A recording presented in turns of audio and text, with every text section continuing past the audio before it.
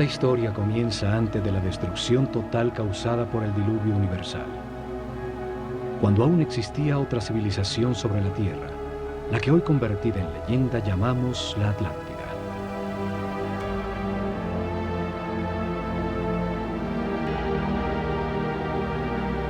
El estudio de las constelaciones les reveló que la humanidad era una unión viviente entre el cielo y la tierra, que las estrellas y los soles la afectaban, formando estaciones, ciclos y ritmos. Sabios sacerdotes de la Escuela de Conocimiento de Naakal, en la Atlántida, descubrieron que el planeta estaba en los momentos finales de uno de estos ciclos. Advirtieron sin ser oídos que una catástrofe inminente destruiría las estructuras que organizaban la vida del hombre. Sin apoyo del grueso de la población, construyeron unos pocos barcos cerrados por todos los lados y los protegieron con campos electromagnéticos de fuerzas que podían penetrar y disolver la materia. Dirigidos por el sumo sacerdote Chiquitet Arelish Bomalites, subieron a bordo con sus familias, unos pocos instrumentos, algunos animales domésticos, y hacia el este se alejaron de la Atlántida. El planeta se estremeció. Los cielos se derritieron y las aguas arrasaron los continentes, borrando casi todo rastro de su civilización.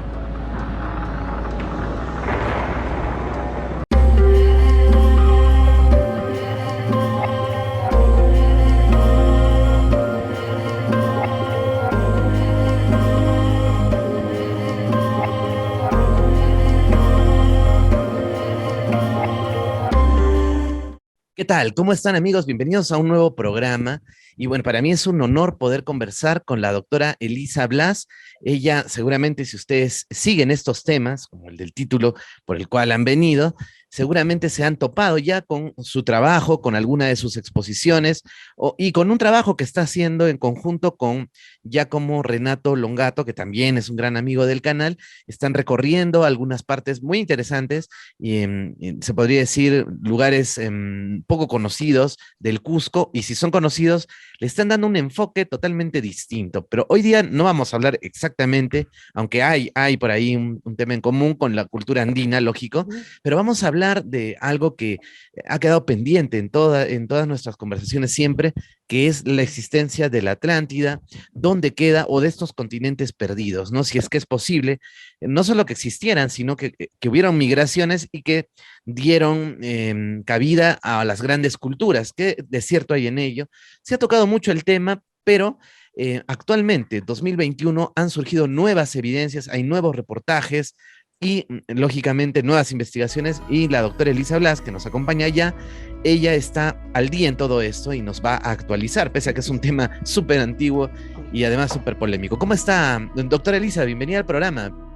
¿Cómo estás, Elisa? ¿Cómo estás, Rafael? Qué gusto nuevamente de conversar contigo y de estar también disfrutando de tu entrevista, y también de tus oyentes, que siempre están pendientes en todas las informaciones y son muy apasionados con el tema de las investigaciones no oficiales, por así decirlo, ¿no? O prohibidas también. También por un ahí poco, ¿no? Un poquito prohibidas, sí. Un poquito. Muy bien. Y cuéntanos, Elisa, porque justo estábamos viendo una conferencia que diste en el Uforum, muy buena, que la recomendamos. De pronto sacamos algo de ahí para que ustedes lo vean. Y dabas unos datos que yo nunca había escuchado, y es que te has metido a profundidad a investigar el tema de la Atlántida. Hay un capítulo de las 7 profecías, no, perdón, el Ojo de Horus, muy simpático, está en YouTube, y empieza el primer capítulo, de repente ponemos ahí, por ahí un cachito, con la Atlántida, precisamente, con un continente que existió y que, bueno, pereció en una noche, parece, y que dio origen a otras culturas, ¿no? Migraron, de hecho la Atlántida tenía tecnología y tenía muchas cosas muy interesantes. El primer capítulo del Ojo de Horus, siempre ese vínculo con Egipto. Yo no me he involucrado mucho en esto, y bueno, por eso te hemos traído. Cuéntanos, ¿cómo es que te empiezas a involucrar con la Atlántida, y ya como entrando en el tema, ¿qué sería la Atlántida en realidad? Sí, el tema de la Atlántida la vengo investigando de hace muchísimo tiempo, en verdad, por mera curiosidad.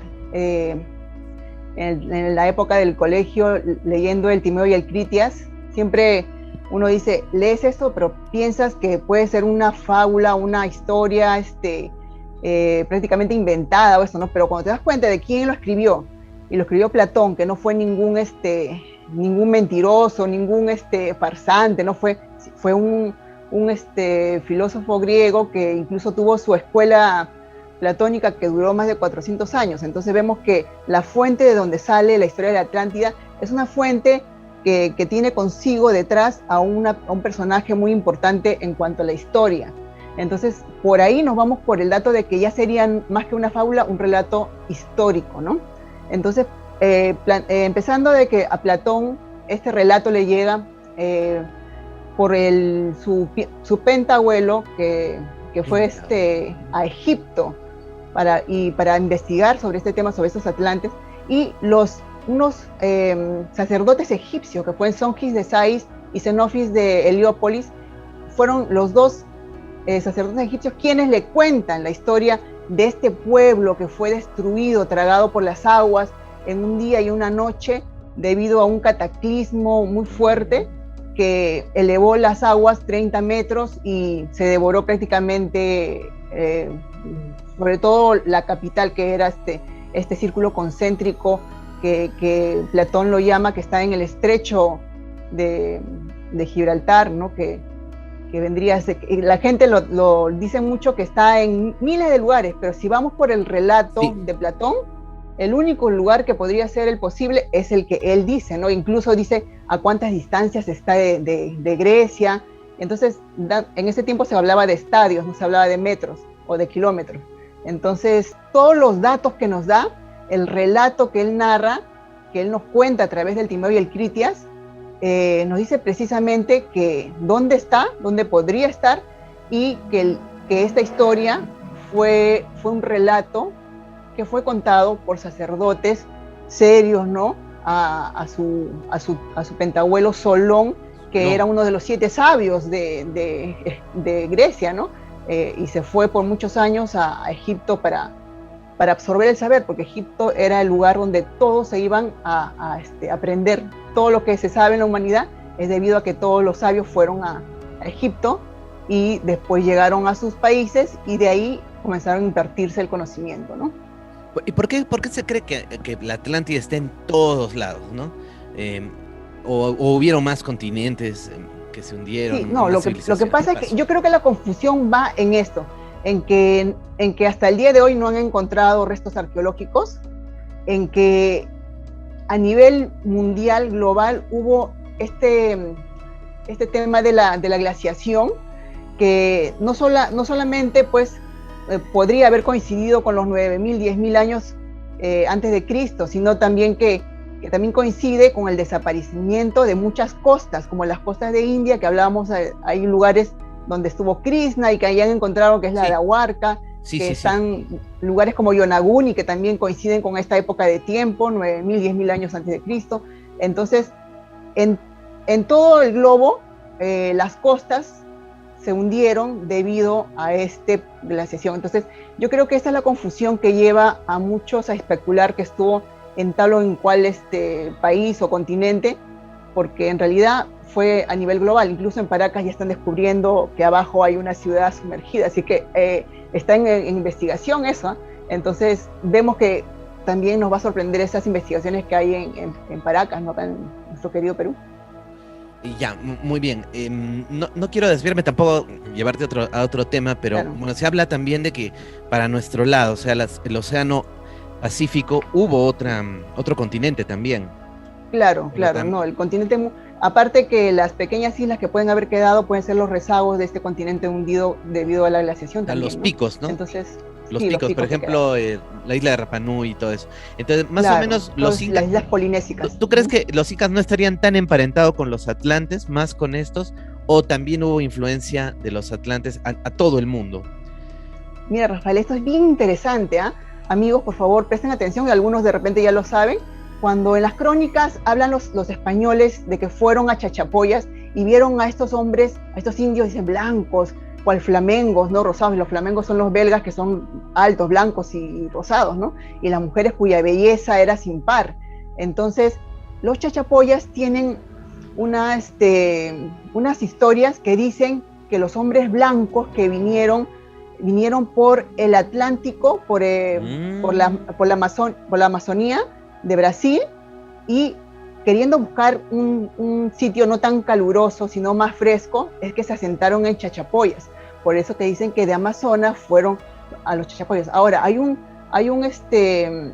genetista muy conocido, ahorita no recuerdo el nombre, que es británico, que sacó una serie de investigaciones, incluso genéticas, que todavía no lo lanza a las plataformas, sí, pero que estaría hablando mucho de este pueblo, que habla de la influencia de esta gente, venía del Atlántico, y que habla, ¿no?, que tenían unos carros, unas barcas muy poderosas. Entonces, cuando hablamos de que estas personas hablan que podían estar emparentados con gente de Europa o de esa zona, entonces vemos que ellos también tienen grabados, ¿no? Grabados donde está dibujado barcos. Entonces, desde ahí también viene que por ahí pudieron haber entrado. Ahora, yo le pregunté al atlantólogo Giorgio Díaz Montesano, que soy seguidora de sus investigaciones, ya que él sigue la investigación de la atlantología de un punto de vista histórico-científico, más que la fábula que siempre nos quisieron contar, ¿no? Entonces, yo le pregunté si es que también podríamos tener esas raíces que pueda haber habido, ¿no? Este Huiracocha, ¿no?, blanco, barbudo, de ojos claros, si pudo haber venido de esas zonas. Entonces él me dice que la posibilidad está abierta. Él también es muy fanático de la historia también del Perú, y también sabe de ciertas crónicas que se han hablado, ¿no?, como las de los Chachapoyas que te menciono, que ellos tienen grabados, ¿no?, los barcos que llegaron de la parte del Atlántico, cruzando toda la selva amazónica, y se asentaron en Chachapoyas. Por eso es que están las personas así, ¿no? Ahora, volviendo a la Atlántida, que es, digamos, la civilización madre, ¿no? En todo caso, ¿hacia qué año podemos...? Y también si nos puedes hacer un pasaje a través de... Has hablado de la atlantología, entonces hay determinados historiadores que son claves. Bueno, ya nos has mencionado de dónde viene Solón y estos sacerdotes egipcios. Pero de ahí, digamos que actualmente hay gente, y bueno, por muchos siglos ha habido gente que ha investigado esto, y ¿a qué conclusiones se llegó?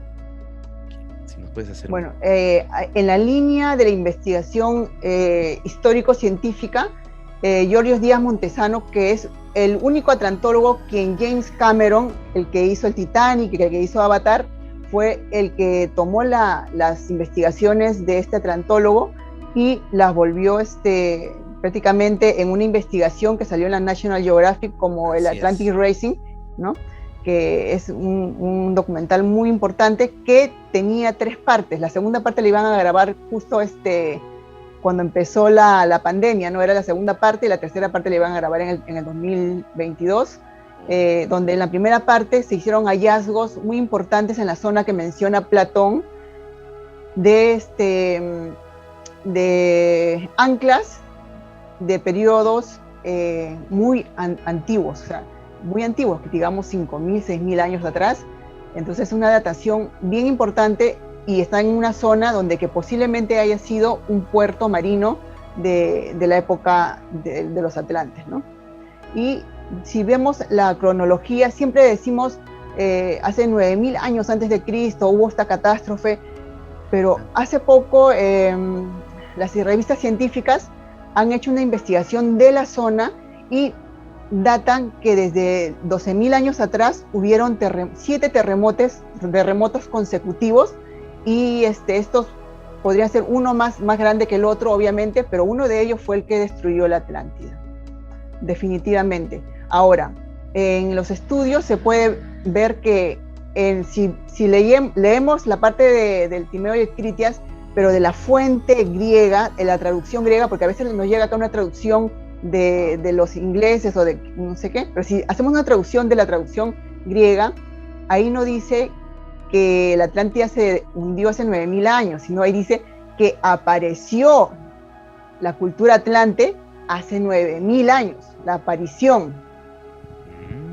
Entonces, cundo Solón, es bien complejo, amigo, yo sé que a veces van a pensar de que es una locura, pero ya las traducciones están, ya hay muchas investigaciones adelantadas sobre esto, Y una de estas catástrofes que ya están registradas por las revistas científicas sobre la zona que menciona Platón es aproximadamente 1500, 1300 años aproximadamente antes de Cristo, que vendría a ser 900 años antes cuando le contaron a Solón. Solón fue prácticamente 400, 500 años antes de Cristo. O sea, si contamos sus 500 años más los 900 años, serían 1200, 1300 años, que coincide con esta última catástrofe que fue de gran magnitud y que ya está registrada por geólogos y con los equipos más sofisticados que han detectado estos movimientos sísmicos en esa zona. Entonces, ¿que la Atlántida se hundió hace solo 1500 años? Posiblemente sea eso, porque se dice que la Atlántida es una palabra que le dieron los griegos a la zona donde estaba este continente de personas que tenían una sociedad más avanzada que las demás, ¿no? Pero hay unos libros donde que hablamos de las guerras de los atlantes con los griegos. Entonces, si la sociedad griega no es tan antigua como pensamos, entonces hay una de las guerras que es con los cecrópidas, me parece, donde que dicen que los griegos vencieron a los atlantes, y justamente eso coincide un poco antes de cuando hubo esa última terremoto que fue unos 1500 años antes, o sea, unos 1200 años o 1300 años antes de Cristo. Entonces vemos que tendríamos que reescribir la historia de la Atlántida, no en 9000 años, sino en 900 años antes de Solón, porque a Solón le contaron los egipcios, los sacerdotes egipcios, que fue hace 900 años, no hace 9000 años. ¿Me dejo entender? Es bien complejo el tema, pero tenemos que decir la verdad, es la verdad científico-histórica. Está bien, Elisa. No, y yo te quería hacer otra pregunta, ya la estaba guardando para el final, pero bueno, adelantémosla un poco. La famosa esfinge, yo he visto 1000 reportajes que te dicen, ¿no?, de que tiene cierta erosión, y esta erosión tendría que haber sido producida hace 10.000 años y coincide con el hundimiento del Atlántico. Y por ahí siempre han calzado todo. Pero yo escuché que tú hablabas de que la esfinge se hizo 1000 años después del hundimiento de la Atlántida. A ver, explícanos por favor esto. Claro.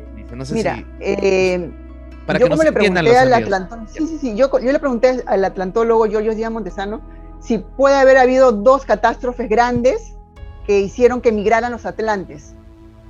Entonces, es probable, por estas mismas dataciones que han dado los geólogos, de que hubo varios terremotos en la zona, porque es una zona sísmica totalmente. Entonces, los atlantes migraron a zonas fértiles. En aquellas épocas, el Nilo daba una fertilidad muy grande a todo Egipto. Entonces, era una zona fértil, una zona cálida, entonces una zona donde que varios de los investigadores atlantólogos, como Miquel Sánchez Pla, que es el que hizo la última investigación que le costó 13 años es un estudio científico que ha hecho él a través del ordenador de reconstruir la pirámide. Entonces, él dice que estos atlantes llegaron y como una conmemoración a su legado, a su pasado, construyeron algo que pueda durar por siempre, por así decirlo, ¿no? Y con una tecnología tal que guarda un conocimiento de todas las áreas, como de la geografía, del arte, de la ciencia, todas las artes, el tipo de ciencias está encerrada en la pirámide, ya que también tiene el número áureo, él ha estudiado desde el punto de vista de la computación y ha hecho este tipo de investigación donde que le da, ¿no?, que toda la pirámide tiene mucho que ver con la ciencia. Y Carl Sagan ya decía, ¿no?, civilizaciones antiguas se quieren contactar con nosotros, pero tiene que ser a través de las matemáticas. Entonces no solamente hablaba de los extraterrestres, de repente también tenemos que ponerlo con civilizaciones antiguas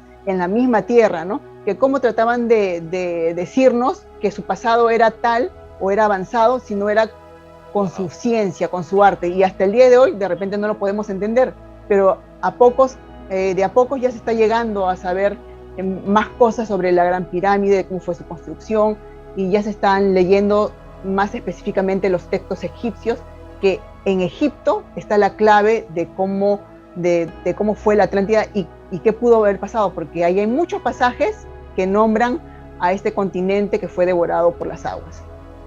O sea, las pirámides y la esfinge serían Atlantes. Eso sí, estamos de acuerdo con eso, ¿o no? Mira, yo opino que ahí hay una gran posibilidad.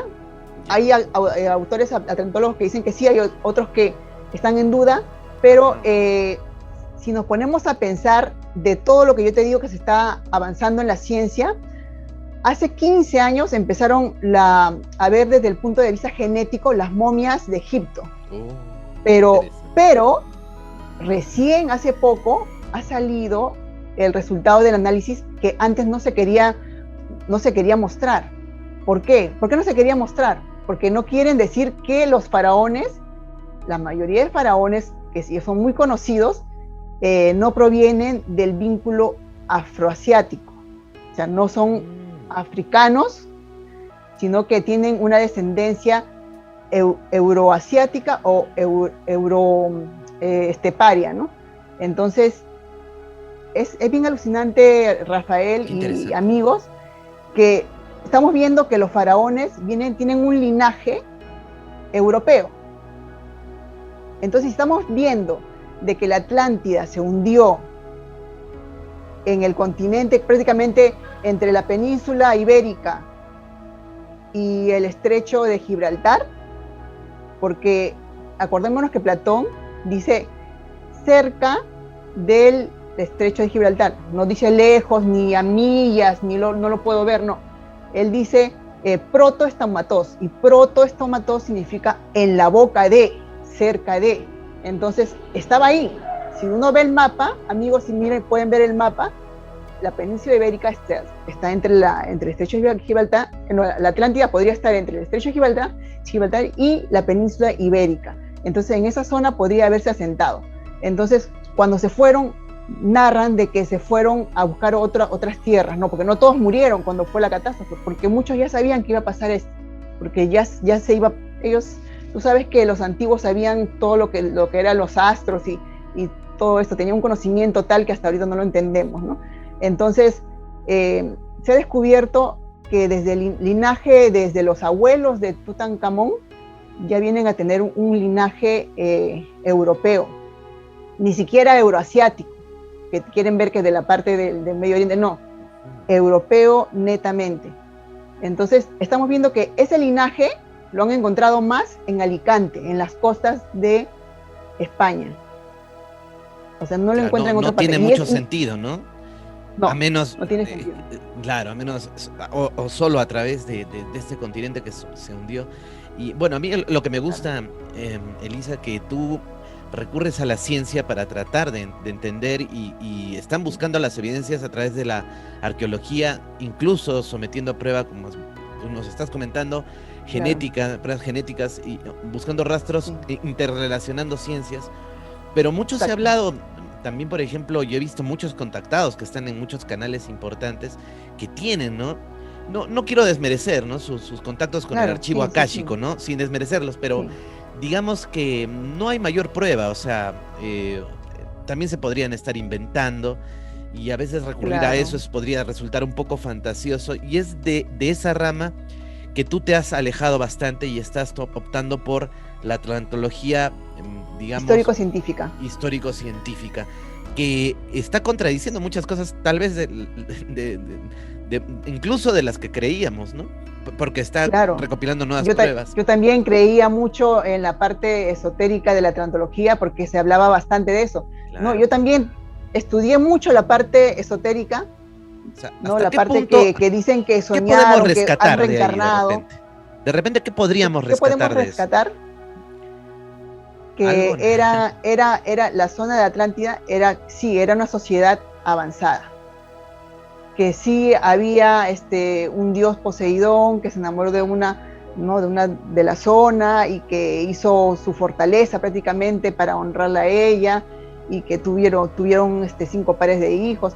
Esa parte que se habla es muy probable que sí sea así, porque incluso uno de los hijos no solamente era Atlas, sino también era Gadeiro. Y en la península ibérica hay una zona que se llama Gadeira, o sea, y Gadeiro le decían los carneros.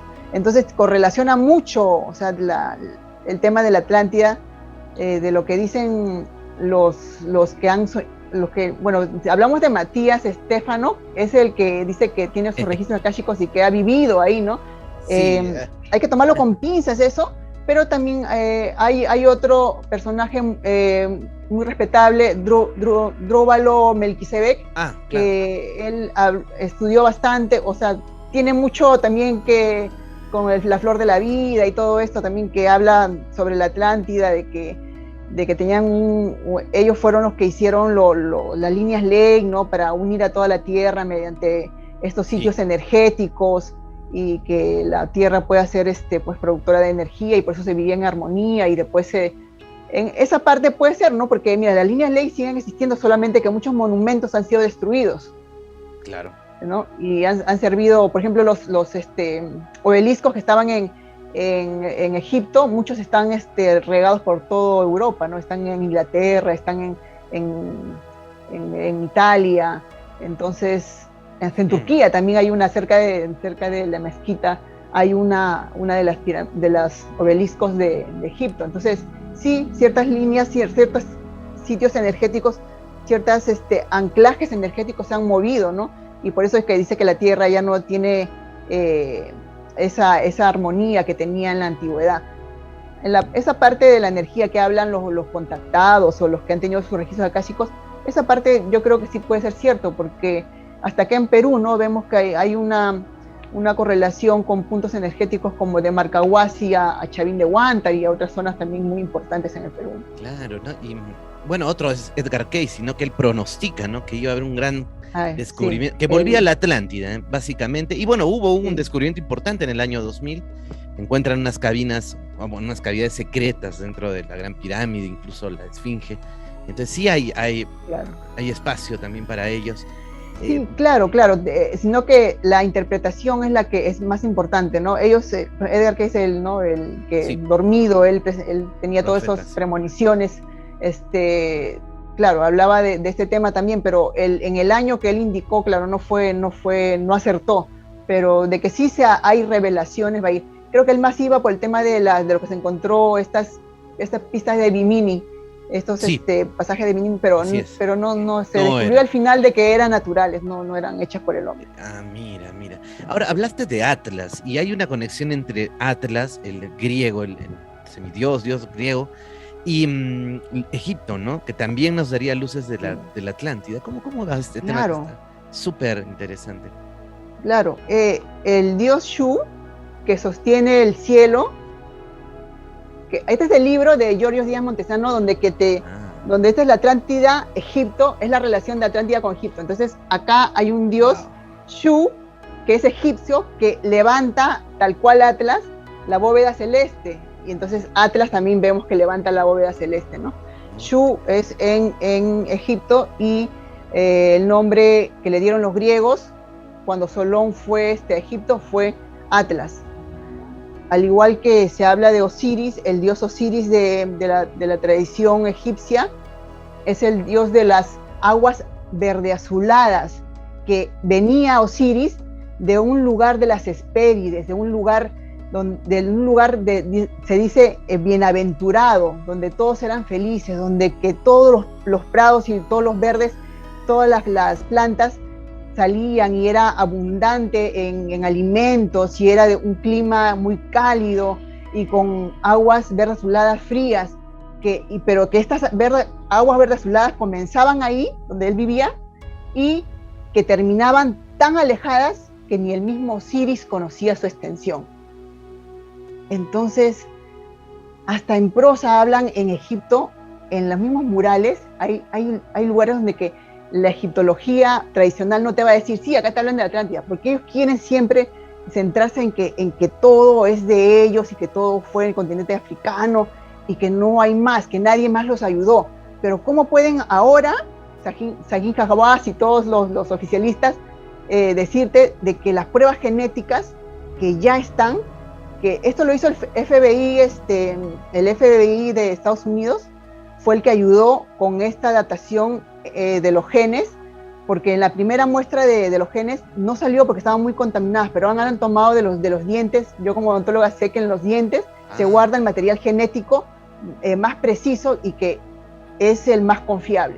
Entonces, en estas muestras genéticas han visto que la abuela de Tutankamón era también europea, y han hecho la reconstrucción facial. Antes la reconstrucción era de una morena, te voy a mandar las fotos, pero ahora la reconstrucción facial es de una mujer, y los rasgos finísimos.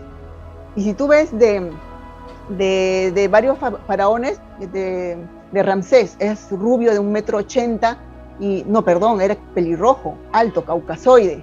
Entonces hay muchas muestras genéticas que nos dan a indicar que desde Tutmosis primero, tal vez ya viene desde ahí, y de un escriba que era de la dinastía 12, que estamos hablando pues de miles de años atrás.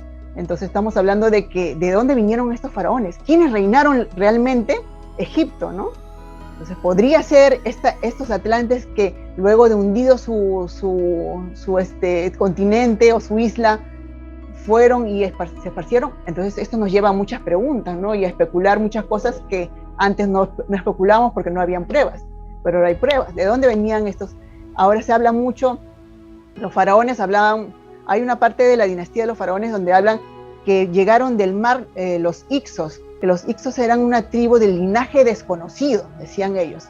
Entonces, ¿de dónde eran esos Ixos? La tradición egipcia dice, los Ixos venían de Siria-Palestina, pero no hay ninguna prueba, ningún papiro, en ningún escrito, en ninguna pared, en ningún mural, de que diga que venían de Siria-Palestina. Siempre decían que eran una gente desconocida, de linaje desconocido. Entonces, ¿quién eran estos Ixos? ¿De dónde venían? ¿Por qué gobernaron europeos? Con los rasgos y las características, y por eso es que se casaban entre hermanos, porque no querían perder esa continuidad sanguínea. La forma en la que tenía la misma Atlántida, esta forma espiral, y que se va a ver repetida, como tú lo mostraste, ¿no? En petroglifos, no sé si pinturas rupestres, pero sí petroglifos, en disposiciones de ciudades que siempre han tratado de imitar esta forma de círculos concéntricos, y me atrevería a decir que incluso, bueno, hemos encontrado, y lo ha hecho público por ahí también don Pablo Novoa en alguna oportunidad, de estos, por llamarlos así, camellones también en Puno, con formas de círculos concéntricos, y en todo el mundo. Y hay una relación también con la Atlántida, ¿no? En la forma, es como rendirle un tributo. ¿Cómo es esto, Elisa? Mira, yo empezando que toda sociedad grande, cuando se engrandece, cuando se hace tecnológicamente o de sociedad, se hace grande, ¿qué hace? Se quiere expandir, ¿no? Y cuando se expande, ¿qué se vuelve? Se vuelve un imperio, posiblemente como imperio, como una zona crecida socialmente, o ya influenciada con querer más, porque ya les parecía poco lo que tenían, se comenzaron a expandir. Y al expandirse comenzaron, por eso tú ves dólmenes, ¿no? Los dólmenes, esas rocas megalíticas gigantes por toda Europa. Entonces, son rastros de donde pasaban ellos, dejaban, como decir, un sello, ¿no? Y en muchos lugares, como en Cerdeña, también hay estos círculos concéntricos. Hay por ejemplo, en Jaén, que es también en la península ibérica, hay ciudades que han encontrado con círculos concéntricos. Hay muchos lugares en España que nos sorprenderíamos de cuántos, prácticamente como decir, han hecho estas ciudades amuralladas como un recordatorio de esta ciudad, de esta isla, prácticamente, o península o isla, porque antes Nosos se le decía a la isla o a la península, o sea, no sabemos realmente si fue una isla o si fue una península, pero lo que estamos seguros es que no fue un continente, como se dice. Era más grande que Libia y Asia junta, pero no por la grandeza de su extensión, sino por la grandeza de su conocimiento y de su saber. Caramba, ¿no? Y acá también, como tú dices, acá también hay esos círculos, porque posiblemente, como te decía yo, entraron por el Atlántico, por la Amazonía, y podrían haber llegado a Perú. Incluso tenemos esa tradición de la onda, ¿no? de la onda que se mata con la onda, atacar y pelear con la onda. ¿Te acuerdas de la onda que usan en las serranías? La huaraca. Sí, onda, huaraca. Ya. Eso, los primeros que usaron eso fueron las islas Balcanes, que es en Europa, y en las islas que pertenecen a España. Y esas islas justamente quedan ahí, pueden haber sido rezagos de como como la isla de Pascua, que quedó como rezagos de Mu, pudieron haber quedado también rezagos de la Atlántida, ¿no? ¿Quién sabe? Entonces, ya, a ver, definiendo un poco más, ya entrando en el tema de la Atlántida, de su morfología. Entonces, ¿qué fue la Atlántida? ¿Fue un continente? A ver, explícanos un poquito porque ahí me confundí un poco.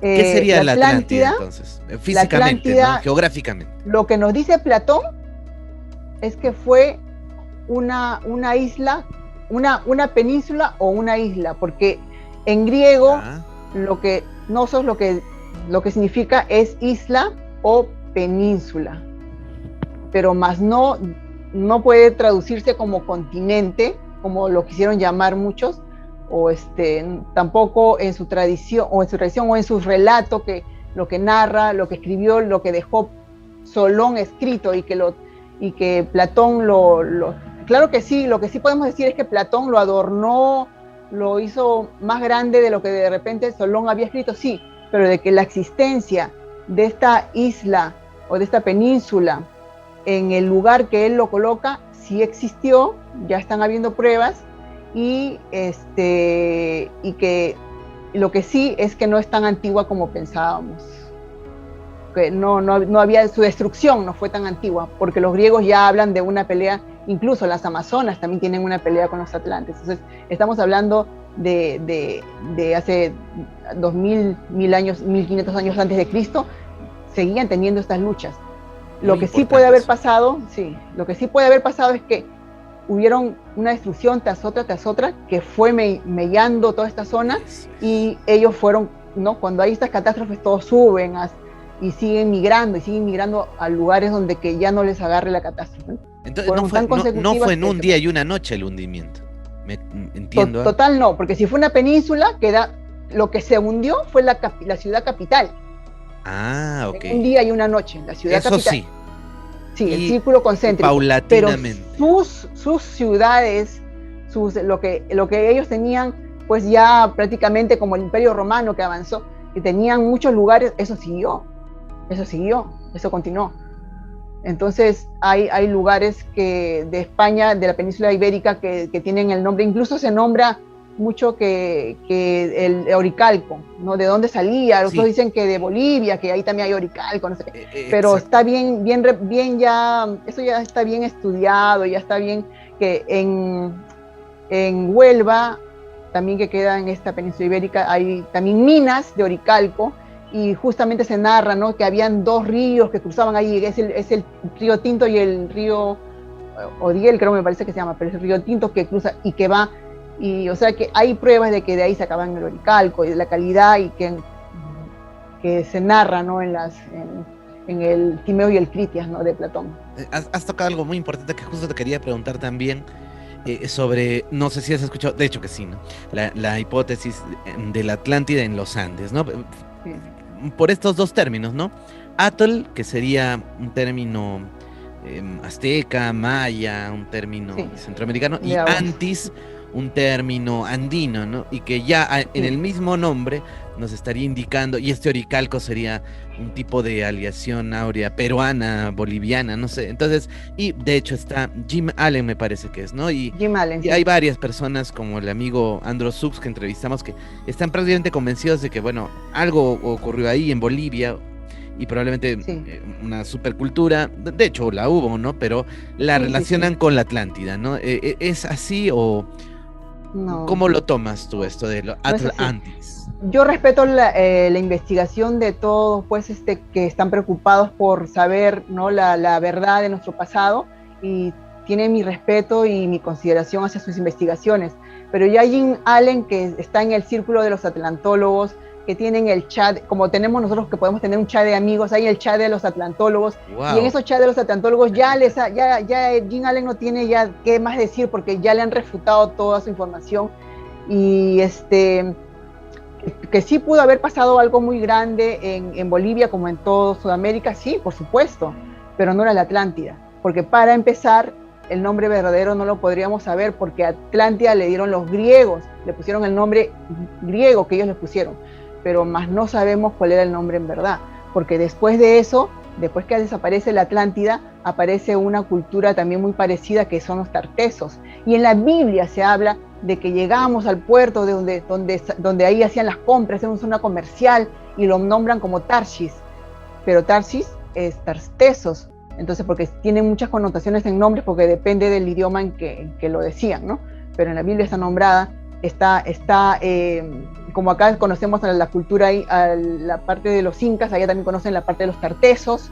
Los tartesos son también una civilización donde dominó y estuvo asentada en esta zona, ¿no? Entonces, en Bolivia, sí, bueno, pasaron cosas, dicen que el Salar de Uyuni, que antes era el mar, y que no tiene tanto sentido con lo que dice, pero no era lo que decía Platón. Ah, no claro, es, no lo de Bolivia. Platón, o sea, algo hubo ahí. Algo ¿no? pasó, algo hubo, sí, hubo, ¿no? Hablamos de Pumapunku alguna vez, Rafael, y hemos hablado también que hubo ahí algo importante, pero no fue la Atlántida de Platón. No, la Atlántida de Platón ya, no. Claro. No. O sea, ya nos estás dejando bien en claro, o sea, parece que le has quitado bastante romanticismo al tema y te estás acercando a una verdad que pienso que tampoco pensaste llegar, ¿no? Te está llevando a otro camino la investigación. Por supuesto, porque yo también tenía esa idea romántica de la Atlántida, ¿no? Pero como dice, la verdad es pura y dura muchas veces. Sí. Y tenemos que, acá estamos en la búsqueda de la verdad, y como dice Giorgio Díaz Montesano, duela a quien le duele y cuesta a quien le cueste, y sea donde sea, pero se tiene que encontrar la verdad, sea la Atlántida, sea en Chile o en África o en lo que sea, pero claro, donde es, esa es la verdad que tienen que encontrar. No pueden irse por la parte romántica que fue aquí, porque me pareció, porque acá vi un grabado que no. Y hablando un poco de Matías de Stefano, de Drúmbalo y de tantos otros y prácticamente una idea, una corazonada que a veces tenemos, y es una hipótesis extraterrestre incluso, ¿no? De que los ovnis, bueno, los extraterrestres aparentemente podrían ser humanos, bueno, atlantes, pues, que sobrevivieron con su tecnología al ver que esto pasaba, huyeron. Entonces esto nos deja una pregunta. Entonces los atlantes tuvieron una tecnología así como nosotros, incluso superior, de vuelos espaciales, dominaron las comunicaciones de esta forma, la astronáutica, no sé, llegaron a ese nivel, porque me parece un poco contradictorio con lo que tú me comentas, que perdieron batallas con los griegos. Yo no me imagino. Sí. La última batalla con los griegos la perdieron los atlantes, porque ya estaban perdiendo su poderío. Porque todo imperio, cuando llega mucho a ganar mucho, tiene una caída muy fuerte. Acuérdate que lo que pasó también con Italia. Entonces, esta pregunta que te hago entonces, Elisa, ¿cuál fue el nivel de su tecnología lo más real posible?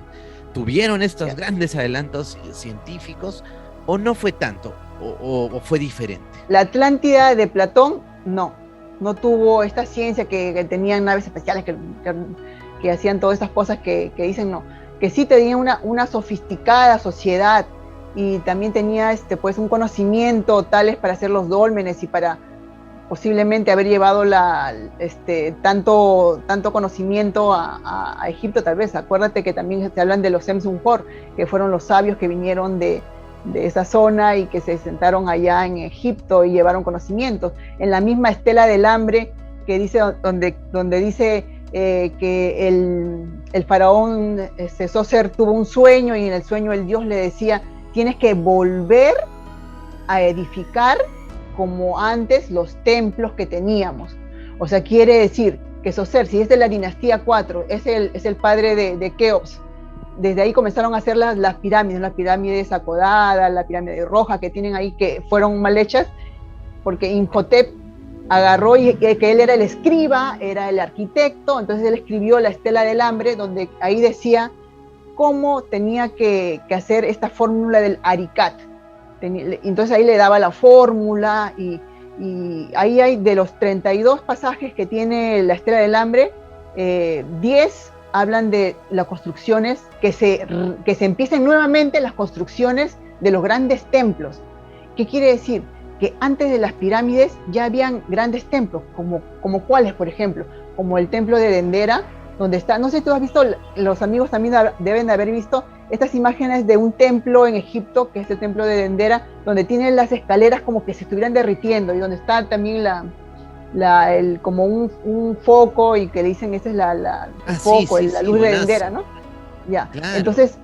Entonces en varias estelas se nombra de que estas reconstrucciones se fueron haciendo, o sea, ya estaban hechas muchos templos maravillosos que hasta ahora lo vemos y decimos, ¿cómo lo han hecho? Lo han hecho recién. No, pero no es recién, era antes incluso de las pirámides. Incluso se habla de que Keops reconstruyó por segunda o por tercera vez el templo de Dendera. Entonces, claro. ¿De qué año datan? Si creen que lo más antiguo fue tuvieron cierto tipo de adelanto científico de todas formas, ¿no? O sea, tenían un conocimiento para poder mover las moles o el cemento líquido, no, ¿cómo le dicen? La roca líquida. Porque el Aricat se dice que es una fórmula, por decirlo así, que podrían haber hecho con este tipo de hormigón, ¿no? Entonces, claro, de repente no sé hasta qué punto entonces nos separamos, claro, del tema porque Drúmbalo, ¿no? Y toda esta gente nos dicen de que incluso la historia se va un poco más allá, porque hubo algo en Marte, y de Marte es que llegan los atlantes, ¿no? O sea, ya definitivamente, mucho, ¿no? Sí, pero definitivamente yo creo que, mira, muchas culturas, incluso hay una gran historiadora también, Mariela, no me acuerdo su apellido, pero nos habla mucho de la cultura de los Chibcha en Colombia, ¿no? Que cómo apareció, que fueron seres que vinieron de otro sitio, incluso en Urrantia, ¿no? Se habla de que fueron de otro planeta, que vinieron. Entonces, lo que pasa es que lo que no sabemos es desde hace cuántos miles, quién sabe, millones de años, hay una civilización formada en la Tierra, porque eso no se sabe.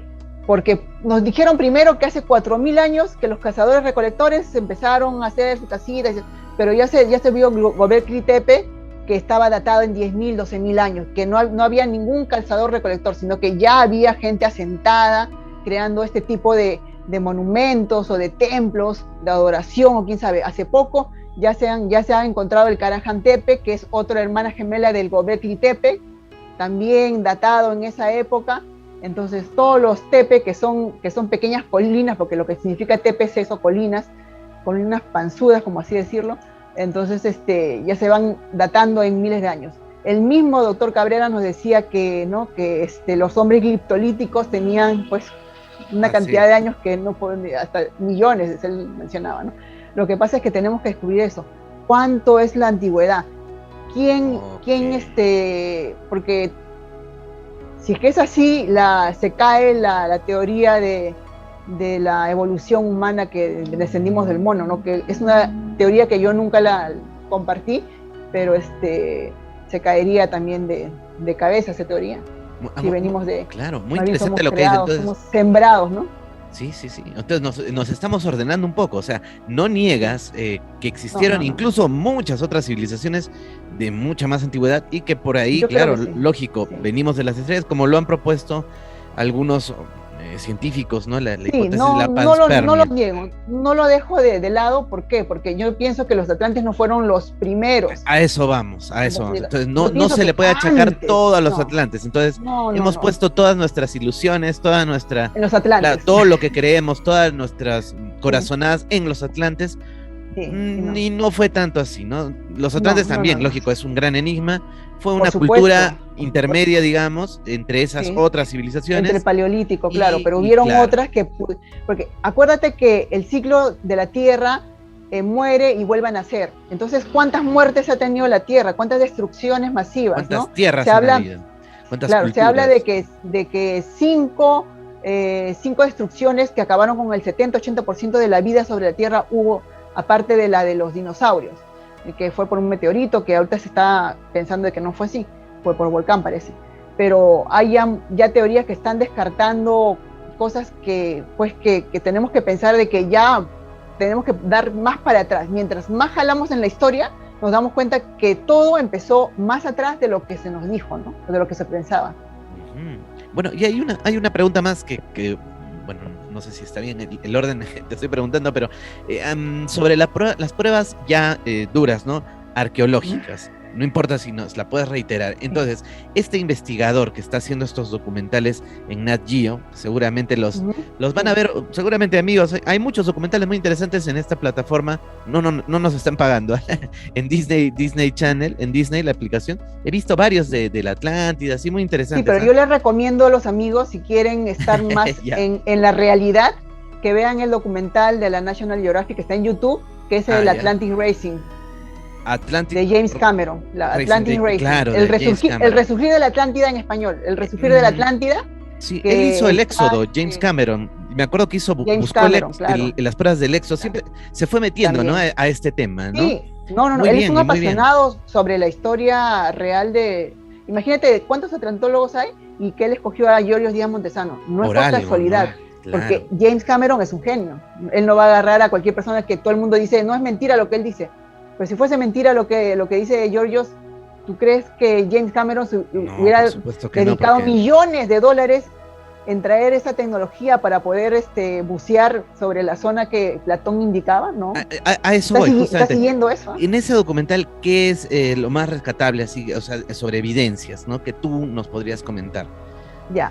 Hay una evidencia que no la puedo decir porque va a dar en la segunda parte, pero hay una evidencia que sí puedo decir, que son las que te mencionaba, de más de 30 o 40 anclas que fueron encontradas en la zona donde decía Platón que estaba en la Atlántida, anclas, que posiblemente fue la zona lo que tiran los barcos. Claro, anclas. Si tú encuentras en medio del mar, de la nada, apilados 30, 40 anclas, es porque ahí fue un muelle. No va a estar en medio del mar, de la nada, 30, 40, ¿cómo se llama? Anclas, ¿no? Entonces, ese hallazgo lo encuentran en el resurgir de la Atlántida. No le voy a hacer mucho spoiler para que los amigos puedan ver. Entonces está muy interesante ese documental y es con pruebas científicas históricas y también de lugares donde que han encontrado pues cuevas con estos dibujos, como le decían antes, arte rupestre, ¿no? Que es dibujo del caballo que está de cabeza y están las aguas que lo hunde todo. Entonces hay evidencias hasta en arte rupestre, por así decirlo, en estas cuevas de la Laja y cuevas de toda esa zona de la península que se ha hallado y que en el documental también lo pasan. Incluso hay un ceramio, una cerámica que está en el libro justamente de Atlantic Racing, que es esta que estaba en uno de los museos. Sí. ¿Ya? Donde que ahí se ve claramente, ¿no? Los círculos concéntricos y la rayita donde que entraba esta la parte donde que entraba pues los barcos a los círculos concéntricos. Entonces tanto lo tiene acá como en la parte de abajo del jarrón. Entonces después del documental tanta gente comenzó a ir al museo, el museo de Jaén, me parece, o de Badajoz, que estaba esta vasija, que los del museo decidieron retirarla, la tienen ahora en un depósito, no la quieren sacar. Increíble. Porque Giorgio Díaz Montesano nombró que podría ser la vasija Atlante. Entonces cuando llegó James Cameron quería grabarla y ya la habían sacado. Y James Cameron le dijo, te pago lo que sea, aunque sea te doy la cámara, tú lo grabas, al que trabaja ahí pero me grabas esa vasija. Y no quisieron. Dijeron, no, esa vasija no tiene importancia, que ya la hemos guardado, ¿para qué la quieren ver? Tenemos otras cosas más. Pero mira, es tanto el secretismo que dime tú, ¿por qué retirarían una vasija con esas características después de que se hace famosa por lo que dijo el atlantólogo Giorgio Díaz Montesano? La verdad, no tengo idea, ¿por qué la retirarían? A James Cameron le niegan ver esa vasija, ¿por qué? O sea, hay un complot contra el saber, o sea, eso es lo que tenemos esa curiosidad de saber. Claro, sí, sería lo más lógico pensar de que hay cierto consenso en torno a ciertas ideas que mueve, y lamentablemente es así, mueve dinero de muchas investigaciones y presupuestos, y bueno, algo que se sale del todo y que te va a contradecir y que te mueve todo, atentaría contra todo este sistema ya, podría ser cultural, arqueológico, ¿no? Supongo. Contra toda la tradición eso, ¿no? que se pensaba, como los faraones europeos que han encontrado ya muestras. El ADN no miente. Las pruebas científicas están ahí. La vasija estaba en el museo, la sacaron. Las anclas están ahí. O sea, no podemos encontrar la ciudad y lo porque que vendrá, cuando hay ¿no? un gran cataclismo, claro. Dime tú, es como si que se licuara todo. Entonces ya no podemos encontrar casi nada. Entonces tendrían que no sé, para poder recuperar una ciudad que se ha hundido. Bueno, creo que lo hemos visto bastante en el Perú, ¿no? Como incluso, ¿no? Pueblos enteros actualmente, ¿no? Han desaparecido por huaicos y no hay nada, ¿no? Sí, y lo no hay nada. Y en el Perú en Japón también, cuando hubo este tsunami, se desapareció todo. Y no hay nada, o sea. No se encuentra nada, no encuentras solamente virutas de lo que pudo haber habido, ¿no? Pequeños indicios, pero... Las civilizaciones son muy frágiles, ¿no? Sí. Bueno, algo que como para cerrar, algo que me intriga todavía. Bueno, no tuvieron la alta tecnología que pensamos de vuelos espaciales, interplanetarios, interdimensionales, como nos dicen. No fue así, fue una civilización un poquito más terrestre, en todo el sentido. Sí, pero de todas formas, nos intriga ese conocimiento que tenían y del cual gozaban los andinos, de la roca líquida, de cómo trasladar estos de grandes bloques de piedra para hacer las pirámides, la esfinge, esas partes que parece de Egipto, ¿no? Que parece que las hubieran peruanas, ¿no? Parecen, o bolivianas. Exacto, queda esa intriga, ¿no?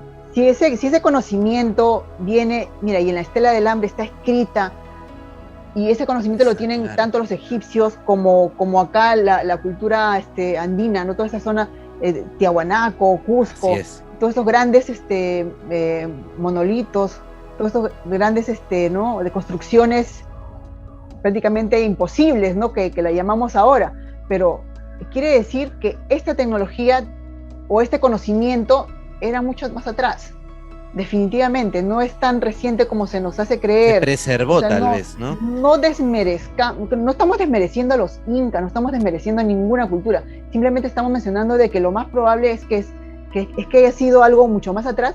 Incluso pues podemos hasta hacer un paralelo con Egipto. En tal año hubo esta tecnología, este saber, también acá hubo esto. Entonces había una época, un año, hace milenios, donde que alrededor del mundo había un conocimiento supremo, y podemos irnos hasta la India, que también tiene pues unos templos alucinantes, ¿no? Unas cavidades que se han encontrado en las cuevas por ejemplo, de Ellora, donde están el Kailash, ahora que también están recorriendo bastante las cuevas de Barabar, que son unas estructuras que son pulidas y prácticamente como unas cúpulas en la roca viva, ¿no? Entonces, esas piedras esas piedras que en la India, que fueron también moldeadas y que fueron como vidrio, que parece tan pulidos y que son en forma de cúpula dentro de la roca viva, estamos viendo que también es de un granito que también se ha encontrado en las construcciones de Cusco.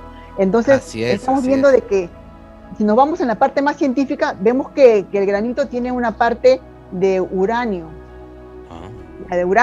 y el uranio que se encuentra como parte de la roca del granito, porque el granito tiene cuarzo, tiene feldespato, tiene mica, pero también tiene uranio, pero tiene el uranio 238 en la escala de química.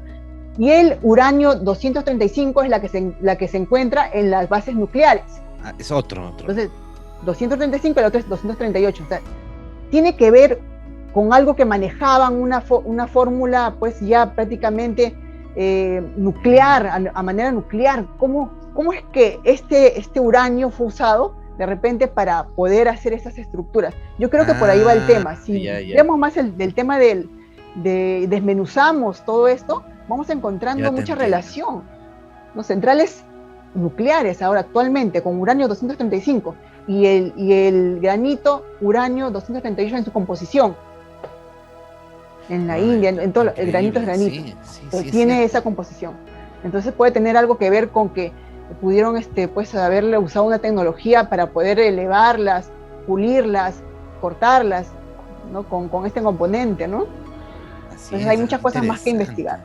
No, qué interesante. Yo quiero invitarte para otro programa solo para hablar del Perú, pero no quería terminar esto sin que puedas hacernos una invitación y nos cuentes un poquito sobre lo que has venido haciendo con Giacomo Renato Longato, gran amigo que han hecho una segunda expedición, tercera, no sé, hace poco. Bueno, lo cierto es que están saliendo unos videos súper interesantes con datos inéditos. Ya lo mencionamos al inicio, ¿no? Pero para que tú nos comentes un poco qué es lo que se viene en estos trabajos en conjunto que estás haciendo, porque también eres una gran investigadora de la cultura andina, las culturas ancestrales de acá. Adoro nuestra cultura. Viajas mucho al interior del país. Entonces cuéntanos un poco, ya como para ir terminando y nos dejes con la curiosidad de qué estás haciendo acá en el Perú. Ok, sí, en el Perú continúo mi recorrido a través de todas las culturas, desde el norte hasta el sur del Perú, pero con Giacomo tuvimos el último viaje a Cusco, que fue en el mes de junio, las cuales están dando ahora los videos que está él lanzando, posteando en el canal de YouTube. Las pueden ver, amigos, que son zonas importantes, no tan conocidas tal vez, y siempre tratando de buscar la parte lógica, la parte...